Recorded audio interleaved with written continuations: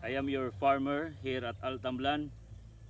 Karon magtanom na po tag lubi. Pero before ta magtanom og lubi, ato sa nanginluan para dili mamatay ang lubi.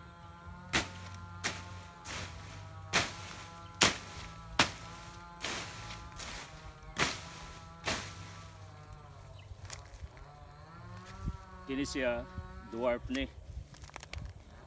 Atong gi-look forward 5 years to 10 years from now mamunga ni siya.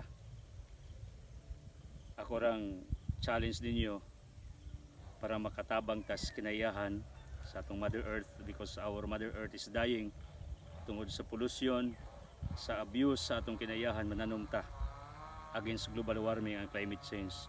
Ang lubi gitawag ni og tree of life tungod kay gikan sa punuan ngadto sa udlot gamit sa atong adlaw-adlaw nga kinabuhi. Unang ako isip alagad sa Ginoo, the same time dunay advocacy diri sa hawanan sa Altamlan Alicia. Nagdasig ninyo sa pagbuhat sa unsa itong gibuhat. Kung kaya nako, kaya sa ninyo.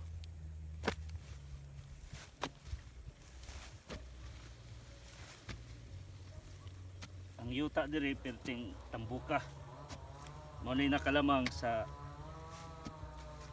atong yuta diri sa Altamlan kay very fertile ang yuta.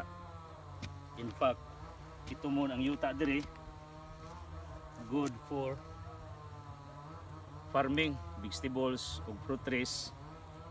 Pero karon we focus sa long term nga pananom. Ang gulay maybe one day but not now. So kumantag buho, tabunan. Prinsipyo na ko dili necessary nga perting lawmat tungod sa rason kay ang lubi by nature mugataw ay ang dalid. Kunya tambok sa ng yuta diri. Ang among practice dili mi magsunog kay na may principle give and take mutualism. Ang pagkaon sa tanom ang sagbot ra mo ang nutrients. To save our Mother Earth, let's plant more fruit trees. This is my day. It's Sila Karan Closas as a farmer. Thank you.